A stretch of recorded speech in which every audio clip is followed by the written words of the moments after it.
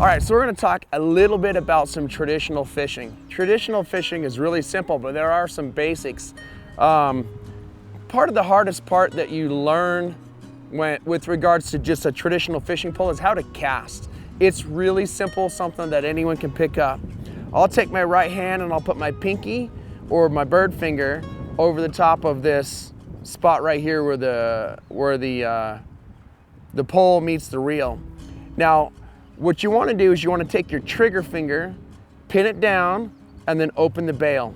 And also notice the length of string I have, or a length of line I have to my hook. I've just got a basic spinner here. You can go a little longer, a little shorter. If you get it too short, this hook can catch on your little eyelets. If you get it too long, you're kind of flopping stuff all over the place. But it's fairly simple. All you're gonna do is flick it like it's a booger on the end of a stick. I laugh, but that works so good for my kids. Flick it, and at the apex of that flick, where the most force is going, just let your trigger finger go, okay? So it's gonna look like this.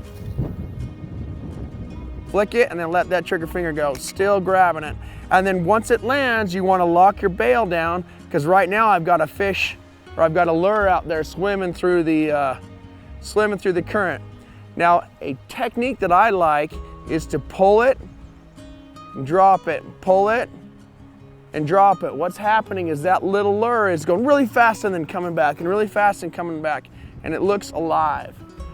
And if it looks alive, you have a much higher probability of a fish wanting to run out there and grab it. I got a hit a minute ago. We'll see if we can pull something out of here.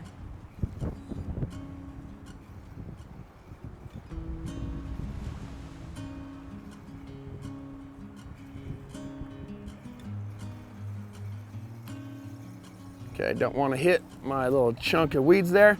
Now that's a small fishing pole. I like this little fishing pole. It's just barely bigger than what you would use for ice fishing. The reason I like this is it's lightweight, it's small, it's great for my kids, it's good for backpacking, it's small for a raft, and I can cast clear across this river, so it's plenty big. There's medium fishing poles that work very well. This is just a little ugly stick, but let's talk about a big fishing pole as well. Now, this fishing pole is almost too big for this part of the world. However, if I take this to a lake and I really want to just be able to cast and launch it clear out in the middle of the lake, this is a great fishing pole. I'm probably going to get questions about the hook that I'm using. This is just a Kastmaster. It looks like a little brookie. Hopefully it will work. I have a small weight, about 2-3 feet up the line. The reason that I have that weight is because there's so much current here that my hook goes right up to the top. I kind of want the weight to lead it down a little bit so it'll drop a little bit and the fish can catch it. Now let's talk about casting again. I have a lot more line out this time. I can tighten it up a little bit, but I can only tighten it to the weight. I'm going to get the bail right next to my trigger finger. If my pinky can hold on to the fishing pole this way, great. If not, I'll put it above, maybe use my second hand. If I have a lot of really heavy gear on the end of this line, like I'm casting out in the ocean, I'll definitely get both hands and just launch this thing out. This is a kind of heavy lure, but not really that heavy, so I don't need to launch it too hard. Because of that, I do want to hold onto the pole with my pinky so that I don't lose it while I'm casting, okay? So now, just like the last time, I'm just gonna cast it and point it in the direction where I wanna throw my lure. And then at the apex right about here, I wanna go trigger, just like I'm throwing my finger at it or pointing at the place that I'm going to. It's gonna look like this. It landed. That one landed literally on the other side of the river. And now I know that with this current, it's gonna swing it all the way through that river. I can feel the tension get soft, and now it's getting harder because it's in the tongue, and it slides through the tongue, and now it's in the eddy. And I can feel a little bit of pulsing, and that is essentially the lure just moving really fast through that current. All right, and I wanna kinda just pull it up, drop it, reel it in a couple times, pull it up, drop it, and reel it in a couple times. And I'm essentially trying to mimic the actions of a fish to see if I can get him to grab it. But as you can see, both poles will almost cast across this river. So the size of the pole, the longer the pole, the better the cast, the more awkward it is to carry around. Also, the longer the pole, the bigger the line, the more you can really launch it out there, the better it's gonna be for large fish. But again, this big ugly stick I've got here is overkill for this river on a large basis, but I kind of wanted bringing it out to show you how to cast. Now, all I'm doing with this lure is I wanna feel it and make sure that it is, oh, one jumped right there, that's a good sign.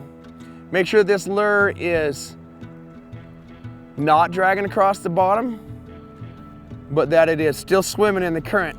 Because I saw that fish cast right there and because I've got a downwards current, I'm gonna throw it out this way, lock that bail before it gets too far because I don't wanna hit those trees over there.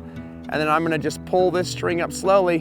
One benefit to a long pole is I can turn my body like this, and now that's clear out there in the middle of that current, it's gonna keep me away from this bush. But because I can see fish jumping right there, I kind of want to swim my little lure right over the top of them. And I might even cast out here in the center and then pull back a little bit.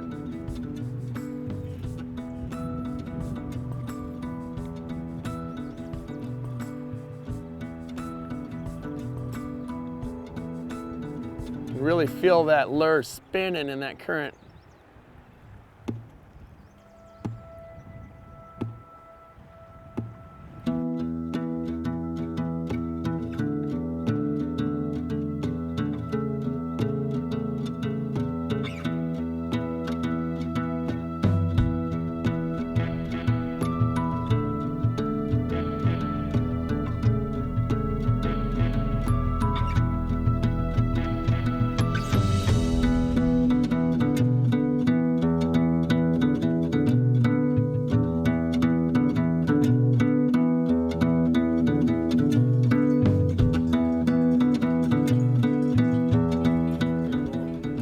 All right, so we caught this beautiful little trout on what's called a Castmaster. I'm sorry, this is a Fox.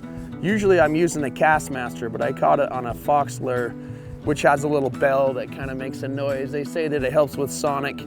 I think anything that's flashy, even a pop can will pull a fish out of a river if you do it right. So just cast out in the middle where we had a few jumps, hit the line and pulled it right in.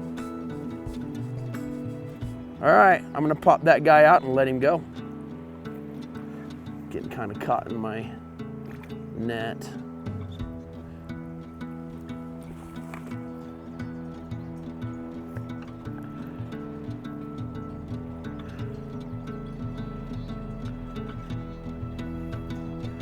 Now this is a good reason to have pliers. If I'm gonna put this fish back, I don't wanna damage it. And if I do damage it, I should just keep it. Okay, so what I'm gonna do is grab a hold of this hook right here, try to get it rotated. I got one barb out. Let's grab the other barb. Dropped it, try that again.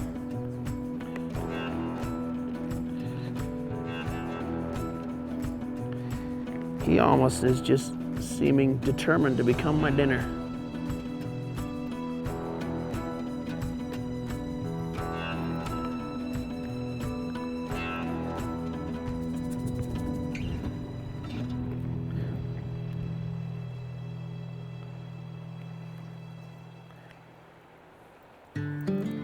Okay, now once I've got it out, I kind of want to help it kind of get back in, hold the water for a second, and then he's going to shoot out of my hands as soon as he starts figuring out what's going on. So I'm running a little bit of water over his gills. There he goes, and he's down. That's awesome. I'm going to go catch another one.